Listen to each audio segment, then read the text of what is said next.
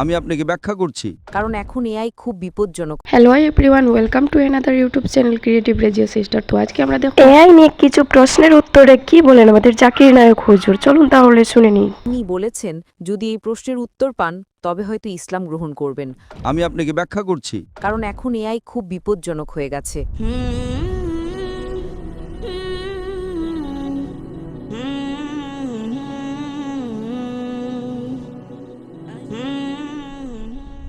আমার নাম নিসা।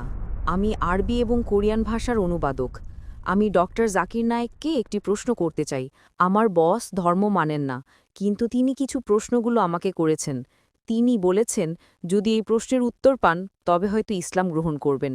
আমি উত্তর দিতে পারিনি, তাই ডাক্তার, দয়া করে প্রশ্নটি শুনুন। আমার বস বলেছেন, কেন কোরআনে কৃত্রিম বুদ্ধিমত্তা, এআই এবং কম্পিউটার প্রযুক্তি সম্পর্কে কিছু বলা হয়নি? কারণ এখন এআই খুব বিপজ্জনক হয়ে গেছে। এটি অনেক কিছু করতে পারে, যে কোনো কিছু সিদ্ধান্তও নিতে পারে। আমার বস এ ব্যাপারে খুব কৌতূহলী। ধন্যবাদ।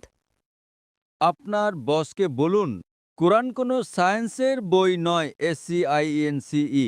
যদি কোরআন সায়েন্সের বই হতো তবে এটি বিশালাকারের হতো।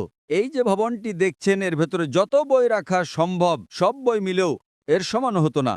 যদি কোরআন বিজ্ঞানের বই হতো আর এতে সব বৈজ্ঞানিক তথ্য উল্লেখ করা থাকতো, তাহলে কোরআন এতটা বিশাল হয়ে যেত যে আপনি কোনোদিনও তা পড়ে শেষ করতে পারতেন না। আপনি কি বুঝতে পারছেন? হ্যাঁ ডক্টর। কোরআন কোনো সায়েন্সের বই নয়। সায়েন্স, আপনি যদি জিজ্ঞাসা করেন কোরআনে কি লেখা আছে 2 আর 2 মিলে 4 হয়, না, কোরআন কোনো সায়েন্সের বই নয়। এটি নিদর্শনের বই। SIGNS। তাই আমাদের দেখতে হবে কোরআনে যা কিছু বলা হয়েছে তা যেন ভুল না হয়।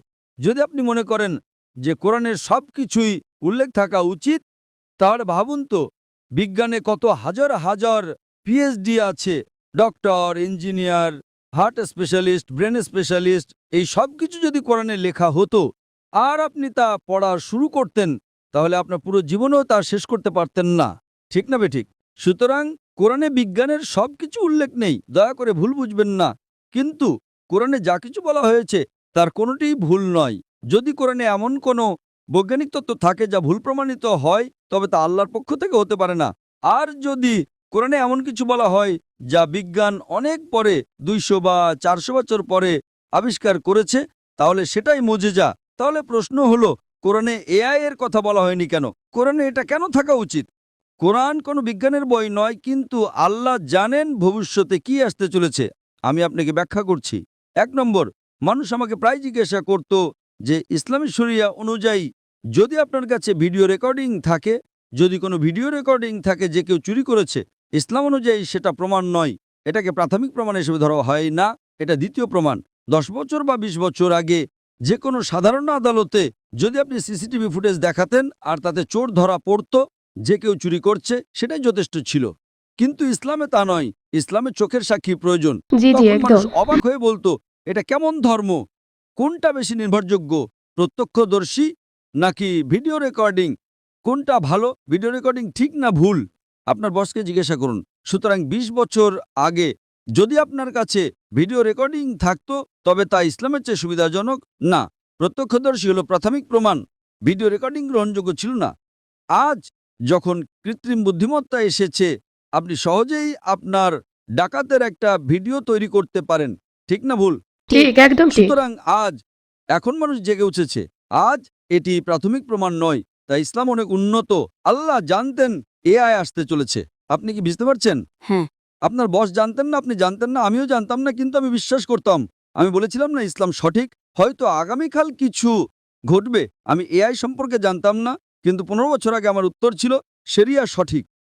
আমরা জানি না আগামীকাল এমন কিছু ঘটবে যে ভিডিও রেকর্ডিং যথেষ্ট প্রমাণ হবে না। এটাই ছিল আমার উত্তর, এবং আজ আমার উত্তর সঠিক। আপনি কি বুঝতে পারছেন? সুতরাং আল্লাহ AI সম্পর্কে জানেন, তাই ভিডিও রেকর্ডিং প্রাথমিক প্রমাণময়।